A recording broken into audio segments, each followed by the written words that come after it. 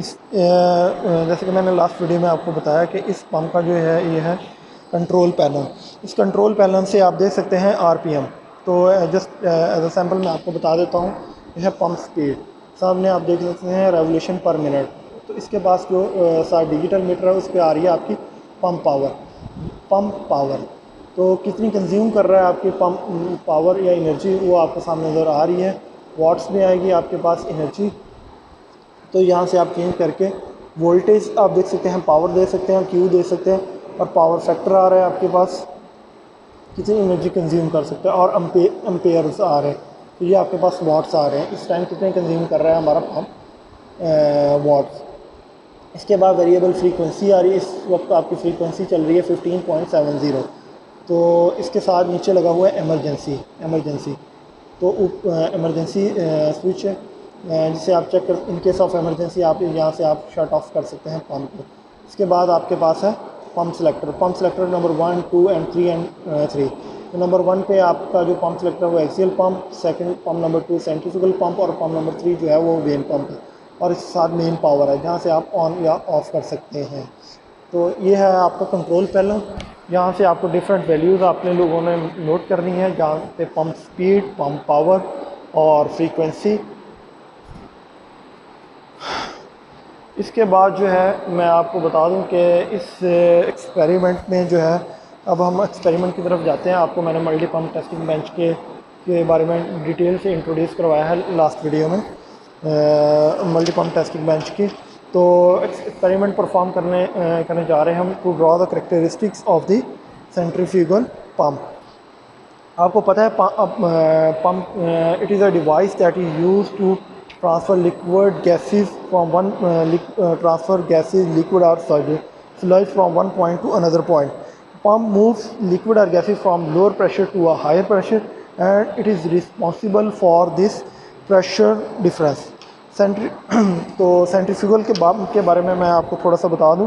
Centrifugal pump is a mechanical device that is used to move a fluid by transmitting rotational energy from one or more driven rotors, so called impellers. The fluid flows along its axis into the rapidly rotating impeller and is expelled by the centrifugal force along its circumference through the impeller blade tips. The action of the impeller increases the speed and pressure of the fluid and directs it to the pump outlet. This pump housing is specially designed to restrict the fluid from the pump inlet, directing it into the impeller and slowing down and controlling the fluid before it is drain.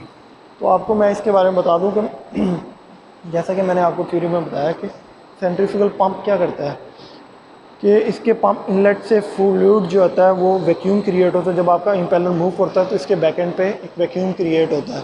तो आपका fluid जो होता है वो enter होता है casing के अंदर। इसके अंदर एक इम्पेलर इंस्टॉल किया गया है जो कि आपको देख सकते हैं। जब ये स्पीडली मूव करता है तो सेंट्रीफ्यूगल फोर्स प्रोड्यूस करता है। तो on by using centrifugal force वो transfer liquid at high pressure or high velocity at the outlet from the centrifugal pump। तो सेंट्रीफ्यूगल पंप में क्या होता है, एक केसिंग होगी और इसके अंदर एक इम्पेलर होगा और वॉल्यूट होगा।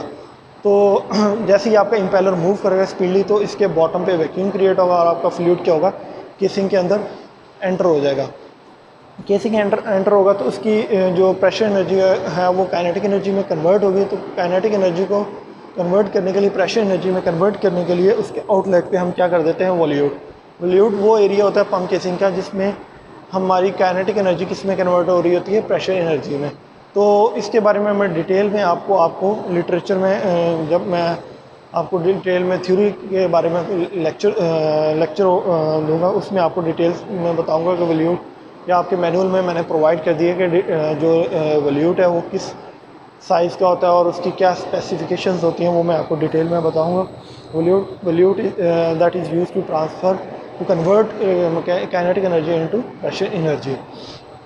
तो इस एक्सपेरिमेंट में पार्ट्स क्या होते हैं सेंट्रीफ्यूगल पंप्स के, इम्पेलर फर्स्ट नंबर पे होता है impeller, volute, shaft, suction eye, discharge और डिफ्यूज़र। इम्पेलर तो डिफरेंट टाइप्स के होते हैं। ओपन इम्पेलर होता है, सेमी ओपन इम्पेलर होता है और इनक्लोज्ड इम्पेलर होता है। तो वॉल्यूट जो होता है वो आपकी, मैंने आपको बता दिया, वॉल्यूट जो होता है वो आपकी प्रेशर एनर्जी को काइनेटिक एनर्जी को प्रेशर एनर्जी में कन्वर्ट करता है। इसके बाद आपकी होती है shaft, that is you to this is the component which is responsible for the rotation of the impeller shaft. Rotation of the impeller, it also transmit torque to the impeller and keeps it in synchronized with other components of the centrifugal pump. Section I, it is connects the source of the liquid to be pumped with the centrifugal pump. In general, the lower end of the tube immersed in the liquid has a screen which acts as a first line of defense of the ingress of the dirt and undesirable material into the pump. तो section I जो होती है वो pump के inlet पे होती है, जो अनडिज़ायर्ड मटेरियल्स को एंटर नहीं होने देती। तो सेक्शन आई जो होती है वो पंप के इनलेट पे लगी होती है। तो डिफ्यूज़र जो होता है, diffuser reading with multiple diverging channels place around the impeller. This provides more guidance for the indicating flow which can be beneficial from the several point of view. इसके बाद जो है इस एक्सपेरिमेंट में हमने जो रीडिंग्स या वैल्यूज़ कैलकुलेट करनी है वो है वॉल्यूमेट्रिक फ्लो रेट कैलकुलेट करना है, जो कि हम रोटामीटर से कैलकुलेट करेंगे। जो इस वक्त जो फ्लो रेट हम कैलकुलेट करेंगे उसके आउटलेट पे, और इसी तरह प्रेशर P1 हमने कैलकुलेट करना है। तो टेबल आप जो है वो आपको मैंने मैनुअल प्रोवाइड कर दिया है ऑनलाइन, OCW के FUIT की वेबसाइट पे आपको मैनुअल प्रोवाइड कर दिया गया है, आप उसको डाउनलोड कर सकते हैं, वहाँ पे टेबल हमने प्रोवाइड किया गया है। तो टेबल में आपने जो वैल्यूज़ पुट करनी है वो आपने वॉल्यूमेट्रिक फ्लो रेट, फिर उसके बाद प्रेशर न्यूटन पर मीटर स्क्वायर में, फिर इसके बाद प्रेशर P2, ये प्रेशर P2 जो है वो डिस्चार्ज पे है सेंट्रीफ्यूगल पंप के, और इसके इनलेट पे है प्रेशर P1 गेज। उसके बाद आपने वॉल्यूमेट्रिक फ्लो रेट मेजर करना है क्यू मीटर क्यूब पर सेकंड में, और इसके अलावा इसके RPM नोट आपने करने हैं यहाँ से पंप स्पीड से। फिर इसके बाद आपने कैलकुलेट जो करना है वो pump head, power fluid, power electric, percentage efficiency. तो जो ग्राफ्स आपने बनाने हैं वो आपको मैं बता दूं, तो आपके उसके साथ प्रोवाइड किए गए हैं मैनुअल के साथ आपने जो ग्राफ बनाने हैं। और इसके बाद स्पेसिमेन कैलकुलेशन में क्या होगा, आपने एरिया मेजर करना है π/4 d²। तो d² आपने एरिया मेजर करना है π/4 d²। इसमें डायमीटर जो होगा वो हमारा 19 मीटर होगा। तो V = Q/A। इधर यहाँ से आपको क्या कैलकुलेट कर लेंगे, volumetric flow rate, sorry velocity. इसके बाद आपने हेड कैलकुलेट करना है, उसका भी फार्मूला आपको प्रोवाइड कर दिया गया है, P2 - P1 / ρg। तो P2 - P1 + V²/2g, V²/2g। V जो है वेलोसिटी जो है वो आपने कैलकुलेट कर ली है।